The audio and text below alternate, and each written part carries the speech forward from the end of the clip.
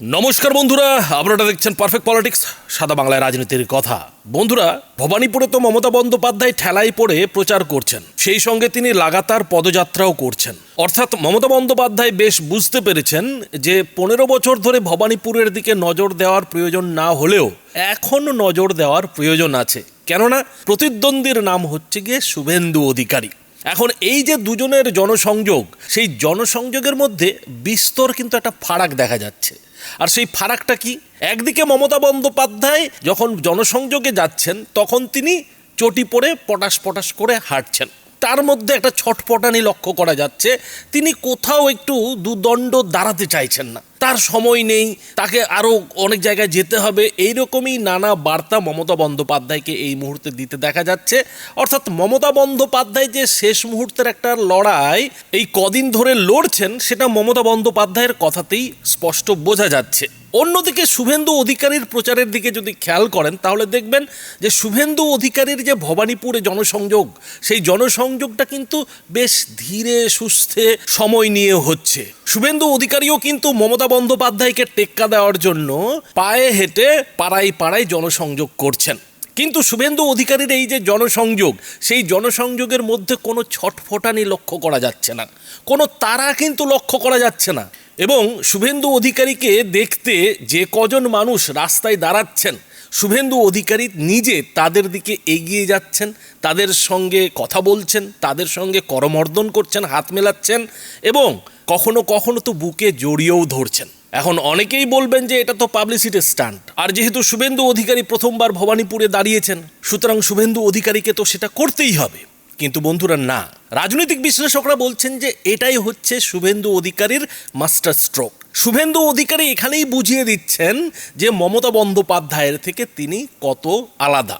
শুভেন্দু অধিকারীর যে জনসংযোগ যাত্রা, সেই জনসংযোগের মধ্যে প্রকৃতই একটা জনসংযোগের ব্যাপার দেখা যাচ্ছে।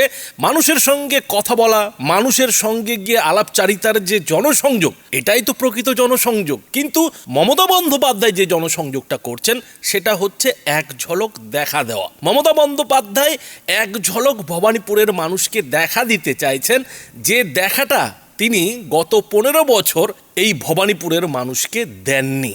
অর্থাৎ মমতা বন্দ্যোপাধ্যায়ের তাড়াটা হচ্ছে এই কারণেই, ছটফটানিটা হচ্ছে এই কারণেই যে তাকে গোটা ভবানীপুরে প্রত্যেকটা মানুষকে দেখা দিতে হবে। জনসংযোগের নামে গিয়ে অন্তত মুখটা দেখাতে হবে, তা না হলে কিন্তু যতটুকু ভোট পাওয়ার ততটুকুও তৃণমূল পাবে না। হ্যাঁ, তৃণমূলের অন্য নেতারা মমতা বন্দ্যোপাধ্যায়ের হয়ে ভবানীপুরে জনসংযোগ করেছেন। তারা মানুষের সঙ্গে কথাবার্তা যে বলেননি সেটাও না, তারা বলেছেন। কিন্তু এটা তো ঠিক যে ভবানীপুরের মানুষ এটা বুঝতে পারছেন যে এতদিন তাদের দুধের বদলে ঘোল দিয়েই স্বাদ মেটাতে হয়েছে। যে নেতারা মমতা বন্দ্যোপাধ্যায়ের হয়ে ভবানীপুরে এতদিন জনসংযোগটা করেছেন, তারা কি আদৌ মমতা বন্দ্যোপাধ্যায়? তারা মোটেও মমতা বন্দ্যোপাধ্যায় নন। মমতা বন্দ্যোপাধ্যায়ের সঙ্গে দেখা হওয়া, মমতা বন্দ্যোপাধ্যায়কে দেখতে পাওয়া আর ফিরহাদ ববি হাকিমকে দেখতে পাওয়া, কুণাল ঘোষদের দেখতে পাওয়া কি একই জিনিস? মোটেও একই জিনিস নয়। আর সেখানেই কোথাও যেন ভবানীপুরে মমতা বন্দ্যোপাধ্যায় ব্যাক ফুটে চলে গেছেন। মমতা বন্দ্যোপাধ্যায়ের কাছে কিন্তু নিজের বিধানসভা কেন্দ্র ভবানীপুরই একটা বড় চ্যালেঞ্জ হয়ে দাঁড়িয়েছে। আর সেই চ্যালেঞ্জটা কত বড় চ্যালেঞ্জ, সেটা মমতা বন্দ্যোপাধ্যায়ের এই যে শেষের দিকের প্রচার, সেই প্রচারের ব্যস্ততাতেই আপনারা বুঝতে পারবেন যে ভবানীপুরকে কেন মমতা বন্দ্যোপাধ্যায় আর ছাড়তে চাইছেন না। মমতা বন্দ্যোপাধ্যায় কিন্তু ভবানীপুর ছেড়ে অন্য কোথাও আর যাওয়ার কথা ভাবতে পারছেন না।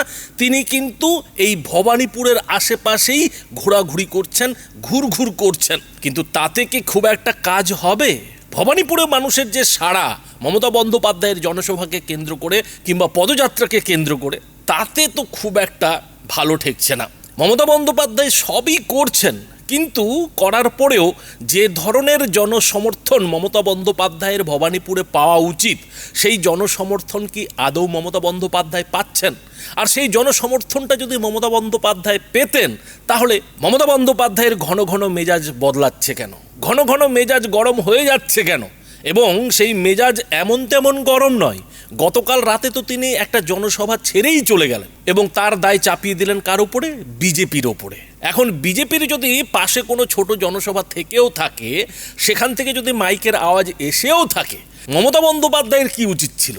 মমতা বন্দ্যোপাধ্যায়ের উচিত ছিল তার জনসভাটা করা। প্রয়োজন পড়লে পুলিশ ডেকে বিজেপির জনসভার মাইকের আওয়াজ কমিয়ে দিয়ে মমতা বন্দ্যোপাধ্যায় নিজের জনসভাটা করতে পারতেন, কিন্তু মমতা বন্দ্যোপাধ্যায় সেটা করলেন না, করেননি। কারণ মমতা বন্দ্যোপাধ্যায়ের জনসভায় তেমন কোনো মানুষই ছিল না। মমতা বন্দ্যোপাধ্যায় বুঝতে পেরেছিলেন যে তার জনসভায় যে সংখ্যক লোক আছে সেই সংখ্যক লোককে নিয়ে তিনি যদি জনসভা করেন তাহলে সেটা কিন্তু একটা লজ্জার কারণ হয়ে দাঁড়াবে। ফলে একটা বাহানা চাই, আর সেই বাহানাটা তিনি পেয়ে গেলেন যখন 500 মিটার দূরে মমতা বন্দ্যোপাধ্যায়ের জনসভার পাশে বিজেপির একটা ছোট্ট জনসভা হচ্ছিল। এমন নয় যে শুভেন্দু অধিকারী জনসভা করছিলেন কিংবা বিজেপির অন্য কোনো বড় নেতা করছিল। তো সেই ছোট্ট একটা বিজেপির জনসভার সামনে মমতা বন্দ্যোপাধ্যায়ের জনসভা ফেল মেরে গেল, মমতা বন্দ্যোপাধ্যায় রেগে নিজে মঞ্চ ছেড়ে চলে গেলেন। তাহলে বুঝতে হবে যে বিজেপি ভবানীপুরে এরই মধ্যে কী ধরনের শেকড় গেড়ে ফেলেছে, কী ধরনের শেকড় একেবারে তৈরি করে ফেলেছে, যে একটা ছোট্ট বিজেপির জনসভাকেও মমতা বন্দ্যোপাধ্যায় আটকাতে পারছেন না, ঠেকাতে পারছেন না। উল্টো দিকে শুভেন্দু অধিকারীর যে জনসভাগুলো কিংবা শুভেন্দু অধিকারীর যে জনসংযোগগুলো সেগুলোর দিকে খেয়াল করুন। শুভেন্দু অধিকারী কিন্তু একেবারে বেছে বেছে সেই সব জায়গাকে টার্গেট করছেন যেই সব জায়গা মমতা বন্দ্যোপাধ্যায়ের জন্য দুর্বল জায়গা।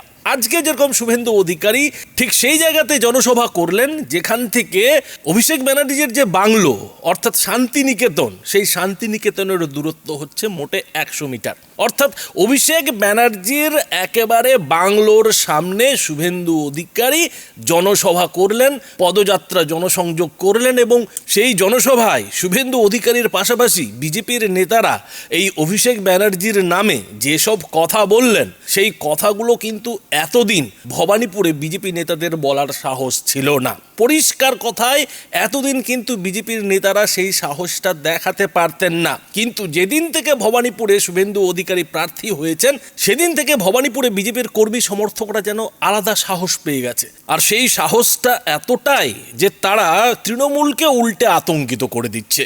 আর সেই আতঙ্ক শুধুমাত্র যে তৃণমূলের কর্মী সমর্থকদের মধ্যে থাকছে তা কিন্তু না, সেই আতঙ্কটা মমতা বন্দ্যোপাধ্যায়ের বুকেও শুভেন্দু অধিকারী ঢুকিয়ে দিতে পেরেছেন।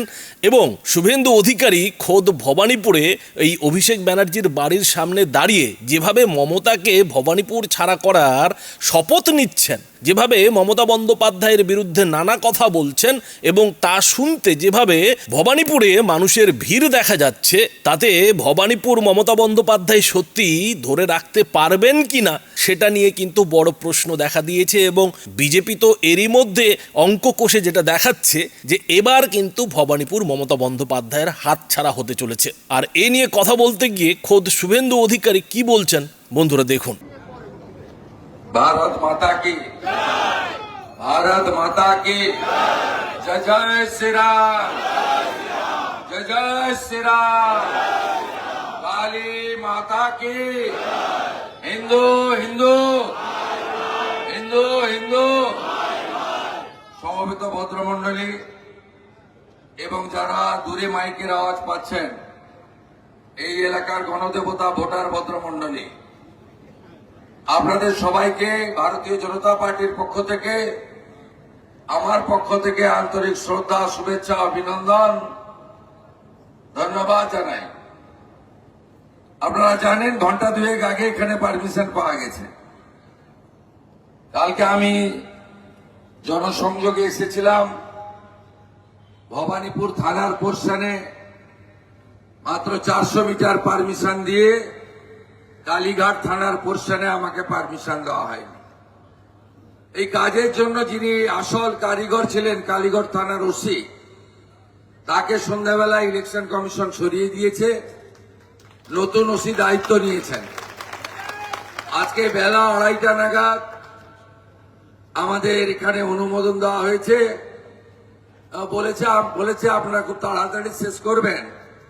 5:30টার সময় ওটা পৃথিবীর সবচেয়ে বড় মিথ্যাবাদী, চোরেদের রানী, তিনি তার পাড়াতে সভা করবেন। উনার অবস্থা খুব খারাপ, উনি সভা ছেড়ে পালিয়ে যাচ্ছেন এবং উনার এলইডি আলো আছে, পুলিশ আছে, সিকিউরিটি আছে, উনার মঞ্চে সরকারি লোকেরা আছে, সমস্ত সিটিং ফিটিং ইটিং সব ব্যবস্থা আছে। চেয়ারগুলো ফাঁকা, চেয়ারে কোনো লোক নাই। তাই উনি রেগে মেগে সব ফেলে দিয়ে পালাচ্ছেন। ওনাকে পালাতে হবে 4 তারিখে বেলা 12টার সময়। কলকাতা থেকে ইউরোপে যাওয়ার কোনো ফ্লাইট নেই। আপনি দুবাই যাওয়ার ফ্লাইটের টিকিট কেটে রাখুন। আপনাকে আমরা ছাড়বো না।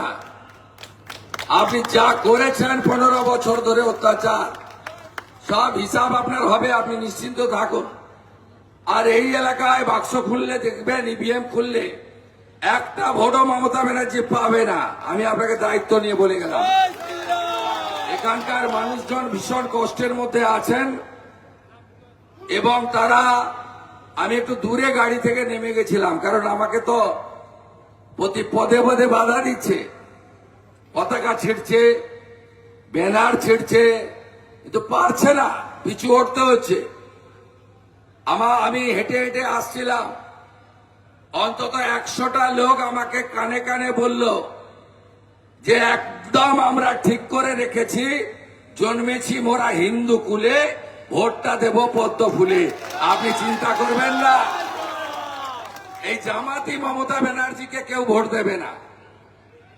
আমি যখন কালীঘাটের মন্দিরে পূজা করতে যাই, উনি তখন রেড রোডে নামাজ পড়েন। আমি এখানে শিবসাগর যাদব, রাজেশ সিং, নিতাই শীল, রবি নায়ার,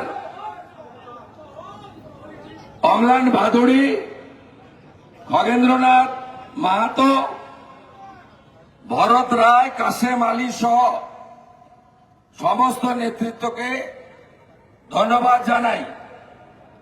আপনারা নিশ্চিন্ত থাকুন, যে গুন্ডাগুলো গুন্ডামি করে এখানে কার্তিক ব্যানার্জির সঙ্গে তোলা তুলে যারা নামগুলো বলছে, এলাকা ছাড়ুন, গর্তে ঢুকে যান, নইলে পালান বাইরে। 28-29 তারিখ রাস্তাতে দাদাগিরি করতে দেব না। এরা হলো রিঙ্কু, বাপ্পা, পূর্ণ এবং লালটু। আপনাদের বলে গেলাম, এবারে অন্যরকম ভোট দেখবেন। মানুষ নিজের ভোট নিজে দেবে এবং কোন গুন্ডাগর্দি এখানে করতে দেব না। ভারতীয় জনতা পার্টি পশ্চিমবঙ্গে সরকার তৈরি করছে, এটা 8 থেকে 80 সবাই জেনে গেছে। আজকেও আমি সকাল থেকে অন্তত কয়েক হাজার ভবানীপুর বিধানসভার ভোটারদের সঙ্গে মিলিত হয়েছে। তারা প্রত্যেকে প্রস্তুত হয়ে গেছে যে এই নির্বাচনে তৃণমূল কংগ্রেসকে বিসর্জন দেবে এবং মমতা বন্দ্যোপাধ্যায় নিজে এই কেন্দ্রে অনেক ভোটে হারবে। এখানে কার্তিক ব্যানার্জি সহ মমতা ব্যানার্জির চোরেদের যে ফ্যামিলি, যারা 38টা প্লট দখল করেছে হরিশ মুখার্জি, হরিশ চ্যাটার্জি স্ট্রিটে, এই এলাকায় জমি কেনা, জমি বেচা, এখানে খালি জমি পড়ে থাকা, এমনকি সরকারি স্কুল বন্ধ করে প্রমোটিং করা, পুরো এলাকা জুড়ে এই কাজগুলো এরা করে চলেছে। আর এখানকার যে সাধারণ মানুষরা রয়েছেন কালীঘাট, পটুয়াপাড়া অঞ্চলে, তাদেরকে উচ্ছেদের ভয় দেখাচ্ছে। আপনারা আমার কথা রেকর্ড করে রাখুন এলাকাবাসী। আপনাদের উচ্ছেদ তো দূরের কথা, আপনাদের জমির কাগজ তৈরি করে দেওয়ার কাজ আপনাদের ভাই শুভেন্দু অধিকারী করবে। আপনাদের কেউ কেশাগ্র স্পর্শ করতে পারবে না। আপনারা সবাই মিলে 29 তারিখে 1 নম্বর ইভিএম এ বোতাম টিপে আপনারা ভারতীয় জনতা পার্টিকে জেতাবেন। ইভিএম এ আমার 1 নম্বরে নাম আছে, মমতা ব্যানার্জির নাম আছে 2 নম্বরে। নন্দীগ্রামেও মমতা ব্যানার্জি 2 নম্বরে ছিলেন, আমি 1 নম্বরে ছিলাম। ভবানীপুরেও মমতা ব্যানার্জি 2 নম্বরে আছেন এবং 4 তারিখে গণনার দিন 2 নম্বরেই থাকবেন। 1 নম্বরে যাওয়ার কোনো সুযোগ ওনার নেই। আপনাদের সকলকে বলবো, আমাদের ভারতীয় জনতা পার্টি কর্মী যারা ওদিকে দাঁড়িয়ে আছেন চলে আসুন, ওখানে আসুন এদিকে। আমি আপনাদের কাছে একটা কথা বলতে চাই, 15 বছর আপনারা আপনাদের এমএলএ কে দেখতে পাননি।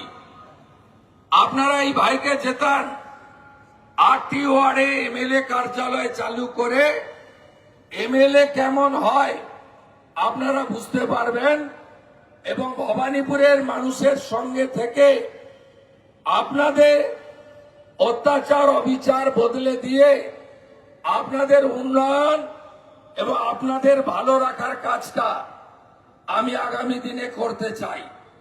আপনাদের সকলকে আমি আশ্বস্ত করতে চাই যে ভারতীয় জনতা পার্টির সরকার পশ্চিমবঙ্গে যে চাকরি চুরির দুর্নীতি সহ যত দুর্নীতি হয়েছে, আরজিকর সহ যত মা বোনেদের উপর অত্যাচার হয়েছে, তার বিচার দ্রুততার সঙ্গে 6 মাসের মধ্যে করবে। পুলিশকে ক্যাডার বানিয়ে শান্তনু সিনহা বিশ্বাসদের মতো চোরেদের তোলাবাজদের দিয়ে পুলিশকে যে রাজনৈতিককরণ মমতা ব্যানার্জি করেছে, তার বাড়ির বাজার করানো থেকে শুরু করে যেভাবে পুলিশের অধঃপতন মমতা ব্যানার্জি ঘটিয়েছে, সেখান থেকে এই পুলিশকে ডিসিপ্লিন অর্গানাইজেশনে পরিণত করে আগামী দিনে ভারতীয় ন্যায়সঙ্গতা আইনকে সম্পূর্ণভাবে কার্যকর করব। এই এলাকায় যারা সরকারি কর্মচারী, শিক্ষক, অবসরপ্রাপ্ত পেনশনার্সরা থাকেন, তাদের প্রতি আমার আবেদন, ভারতীয় জনতা পার্টি এলে 45 দিনের মধ্যে সপ্তম পে কমিশন চালু করে এরিয়ার ডিএ প্রদান করা আমাদের দায়িত্ব। এই এলাকার সরকারি স্কুলগুলো একদম বেহাল অবস্থায় আছে। আমি কথা দিয়ে গেলাম, সরকারি স্কুলগুলোকে আধুনিকীকরণ করার মধ্য দিয়ে বেসরকারি স্কুলে সমতুল্য করার দায়িত্ব আগামী দিনে ভারতীয় জনতা পার্টির সরকার করবে। আমি শুধু আপনাদের কাছে বলবো, মমতা বন্দ্যোপাধ্যায় এই নির্বাচনে হারতে চলেছেন। কেন হারতে চলেছেন? শুধু ভবানীপুর নয়, গোটা রাজ্যে গত 15 বছর ধরে যেভাবে বাংলাদেশি মুসলিম অনুপ্রবেশকারী ঢুকিয়ে তিনি জনবিন্যাস বদলে দেওয়ার কাজ করেছেন, যেভাবে লক্ষ লক্ষ হাজার হাজার ছেলে মেয়ের চাকরি চুরি করে আজকে শিক্ষিত বেকার যুবক যুবতীদের পথে বসিয়েছেন, যেভাবে RG Kar, Kasba law college, Durgapur medical college সহ কোন মা বোন বেটি এই রাজ্যে সুরক্ষিত নয়। আজকে মুখ্যমন্ত্রী নিজে প্রকাশ্যে দুর্গাপুর মেডিকেল কলেজের ঘটনার পরে বলেছিলেন মহিলা যেন রাত্রে না বেরোয়। এই জায়গা থেকে বাংলাকে বের করে আনতে গেলে ভারতীয় জনতা পার্টিকে জেতাতে হবে, এবং ভবানীপুর বিধানসভা কেন্দ্রে আপনারা বিজেপি প্রার্থী হিসেবে আমাকে আশীর্বাদ করবেন। আমি সমগ্র হিন্দু সমাজকে বলবো, মমতা বন্দ্যোপাধ্যায়ের আমলে পশ্চিমবাংলায় যেভাবে হিন্দু নির্যাতন হয়েছে, হিন্দু দেবদেবীর উপর আক্রমণ হয়েছে, হিন্দুরা ধর্ম পালনে ব্যাঘাত ঘটানো হয়েছে, এর প্রতিবাদ 29 তারিখে এই বিএনএ করতে হবে। 47-এ আমরা দেশ ভাগের সময় হিন্দু পলায়ন দেখেছিলাম, আবার দেখলাম মুর্শিদাবাদে 1.5 বছর আগে যখন মুর্শিদাবাদে ধুলিয়ান শামসেরগঞ্জের ঘটনা ঘটে, তখন বেদবোনা, জাফরাবাদ সহ 10টি হিন্দু গ্রামে হিন্দুদের এক কাপড়ে ফরাক্কা নদী পেরিয়ে বৈষ্ণবনগরে পালাতে হয়েছে। মমতা বন্দ্যোপাধ্যায় শুধু মুর্শিদাবাদ নয়, মালদার মোথাবাড়ি থেকে, মুর্শিদাবাদের বেলডাঙ্গা থেকে সামনেই মহেশতলা, সেখানে বিধর্মীদের হাতে তুলসী মঞ্চ পর্যন্ত আক্রান্ত হয়েছে পুলিশের সামনে। গোটা রাজ্যে দুর্গাপূজার বিসর্জনের দিন বদলে দেওয়া হয়েছে মহরমের শোভাযাত্রার জন্য। এই মুখ্যমন্ত্রীর আমলে দুর্গা ঠাকুর আক্রান্ত হয়েছেন, দুর্গাপূজায় বাধা দেওয়া হয়েছে। ফালাকাটাতে দুর্গা মণ্ডপে ঢুকে বলা হয়েছে এখানে চণ্ডীপাঠের মাইক লাগানো যাবে না। গার্ডেন রিচে গিয়ে বলা হয়েছে আমাদের এলাকা, এখানে গায়ত্রী মন্ত্র পাঠ করা যাবে না। দয়া করে আপনারা এগুলো ভুলে যাবেন না। কাকদ্বীপের সূর্যনগরে কালী ঠাকুরকে ভেঙে ভাঙা কালী ঠাকুরকে প্রিজন ভ্যানে তোলানোর মতো কীর্তি এই মুখ্যমন্ত্রীর উল্লেখযোগ্য কাজের মধ্যে পড়ে। মন্দির বাজারে বজরংবলী মূর্তি ভাঙা, কলকাতার রাজা বাজারে কালী মূর্তিতে আক্রমণ করা, বজবজের নোদাখালীতে কোজাগরী লক্ষ্মী পুজোর দিন হামলা আপনারা নিশ্চিতভাবে ভুলে যাননি।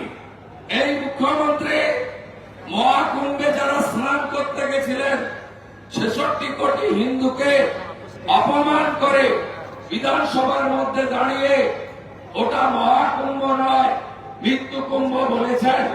আমি হিন্দুদের বলবো, সনাতনীদের বলবো, আপনারা এগুলো ভুলে যাবেন না। ভোটে বোতাম টেপার আগে এই কথাটা মাথায় রাখবেন।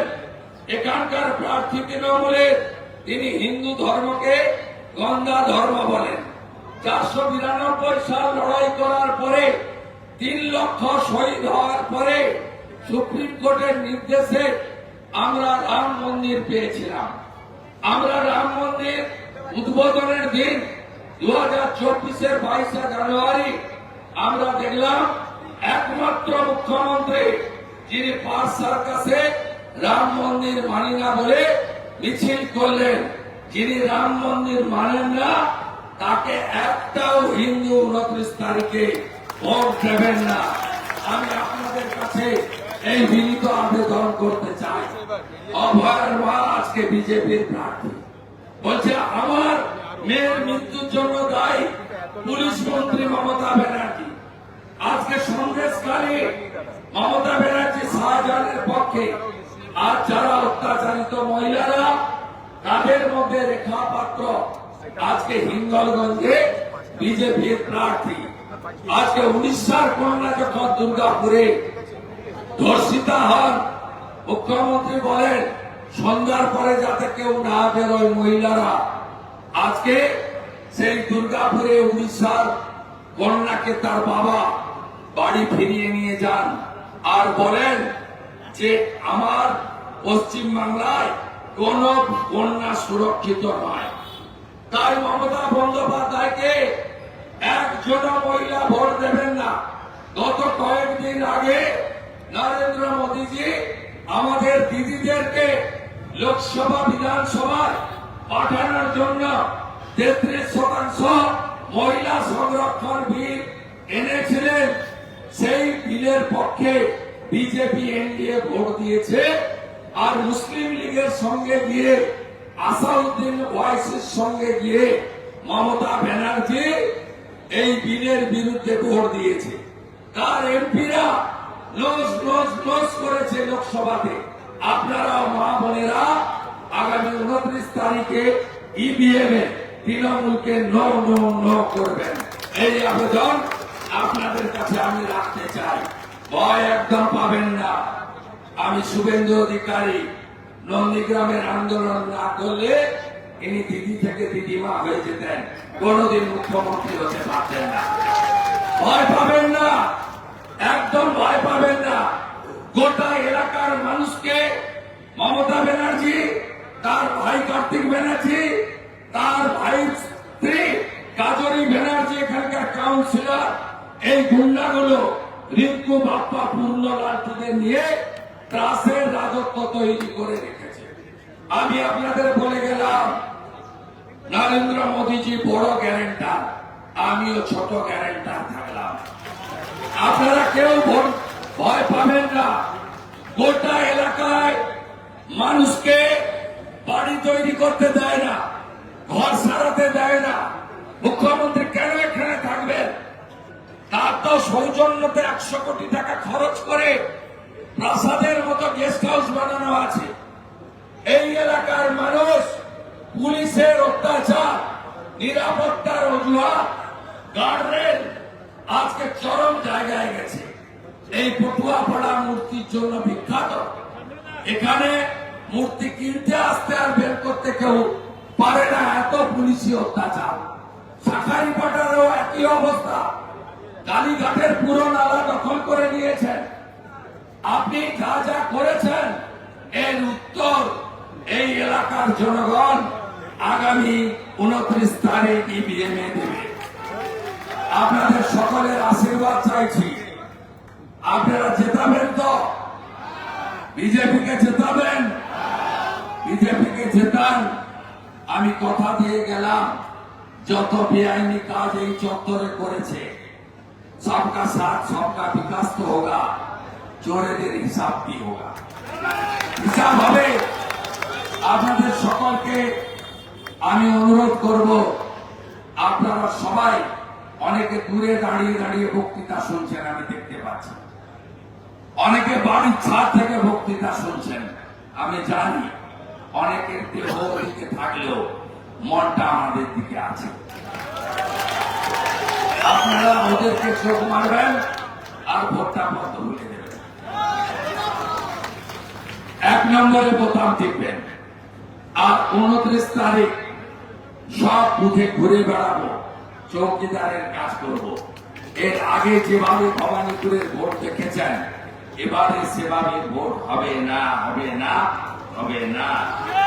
মমতা ব্যানার্জি 21-এ হেরেছে, 26-এও হারবে, হারবে, হারবে, হারবে।